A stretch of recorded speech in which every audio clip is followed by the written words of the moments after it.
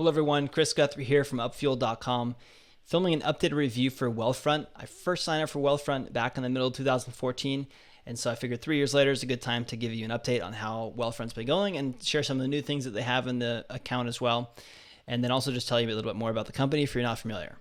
So if you don't know what Wealthfront is, they're a robo-advisor, and basically what they do is they help automate the process of investing in a variety of different index funds based on what your risk tolerance is. And so you can either do a retirement account, you can do an individual account that's after tax. And so there's a variety of different account types that they offer. You need $500 minimum to be able to open an account with Wealthfront. And if you want to sign up, you can click the link below this video, and I'll have a link below there which you can use to sign up. And then when you use that link, you get an extra $5,000 in assets managed without having to pay any fees. And then I get an extra $5,000 managed without having to pay any fees as well. And so that's what's in it for me and what's in it for you. So if you're not familiar with Wealthfront, and if you want to learn more, I'm going to show you some more of what what it's about. But I wanted to briefly talk about index funds in general. If you're not familiar with what they are, basically the philosophy is that you should try and match the market performance and not try and beat it.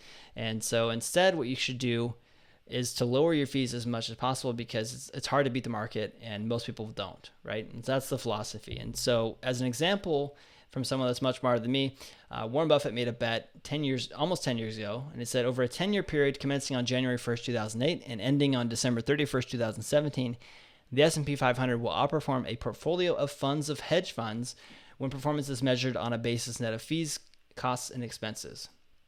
And so I'll cut to the chase and just show you what the returns look like after year 9.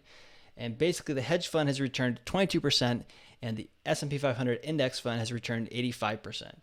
And so Warren Buffett and what many other investing people say is that for the majority of people that are investing, it's better to just try and match the market, use something like an index fund, than it is to try and beat the market, because as this example showed, it's hard to do that when you have hedge funds, for instance, that charge 2% annually and then also charge 20% of the profits as well.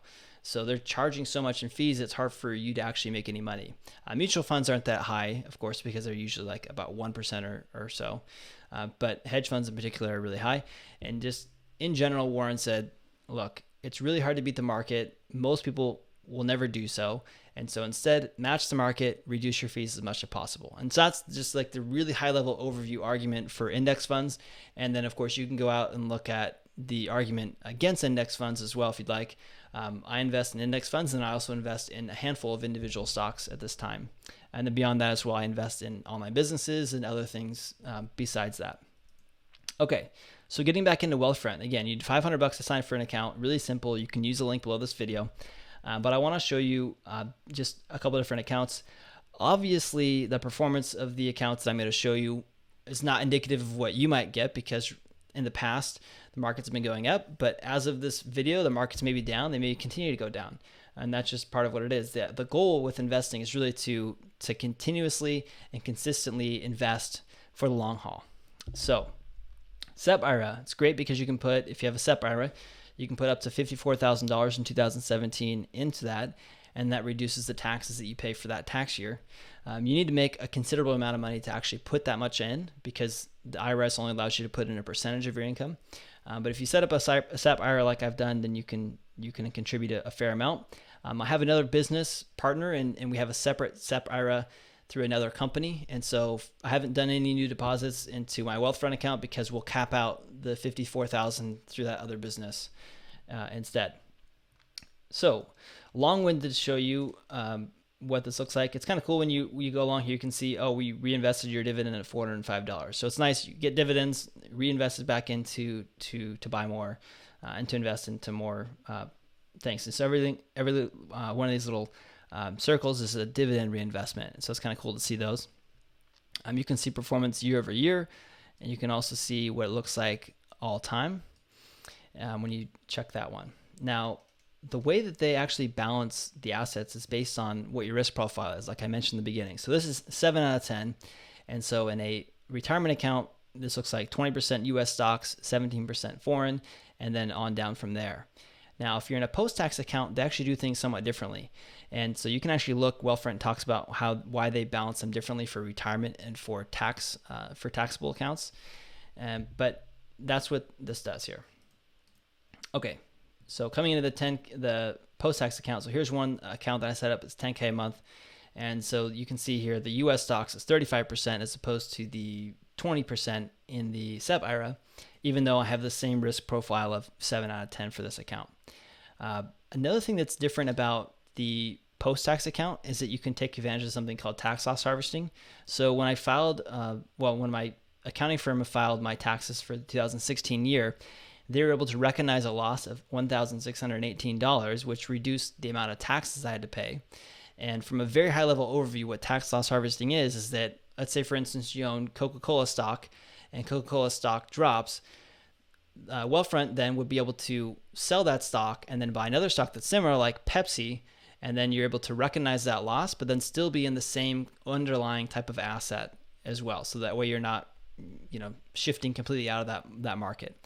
Now I somewhat butchered that because again, I'm not a professional investor. You can read about tax loss harvesting both on Wealthfront and elsewhere, but that's one of the cool things about post-tax accounts and then using a robo-advisor like Wealthfront, and others do this as well, is for the tax loss harvesting. So it's able to reduce your taxes when you're doing that investing, even though net for 2016, the account was up 7-something%. So that's how that works. The other thing that's kind of cool is the path. Now, I haven't played around with this that much. Frankly, I just kind of made a few changes to it for the purposes of this video. You can hook up your other investing accounts. I haven't done that. This is just Wealthfront for me. But you can say, for instance, I want to retire when I'm 40, and then you can see, how much money will you have if you continue to do the investing that you have been doing, and then you can set up how much spending you would do and all that. Not that I would plan to retire by that age or anything, but that's just something you can play around with, and then it can show you, how well that will do, and it shows you what the assumptions are based on what the returns would be for your portfolio and everything else like that. So in that case, I would need to invest more to be able to spend that. The other thing I want to show you is they also have something called portfolio line of credit. So if you needed money for any specific reason and you have a post-tax account, they can actually use that account as collateral, and then you can borrow money. So in this case here, I can borrow $46,400 on this $155K that I have in this account. So that's pretty much it for Wealthfront. I just wanted to show you kind of high-level overview what the accounts look like. Show you some of the features and talk about it from the perspective of someone that's been using it for several years now. Again, if you sign up for Wealthfront, I don't get paid anything as of the recording of this video. Instead, what I get is just I get extra assets managed for free as opposed to having to pay fees on those. And then Wealthfront's fees, I don't remember off the top of my head, but they charge some fees for the process of doing all this, right? The tax loss harvesting and the automating of the investing and all that. But it's fairly low. I wish I knew off the top of my head. Anyways, you can go ahead and sign up for Wealthfront. Click the link below this video. And if you have questions, you can post in the comments area here, and I'll do what I can to reply to those. And if this helps you decide to sign up, great. If you use someone else, that's great too. I'll link to other robo-advisors that you can check out below this video as well. Thanks for watching.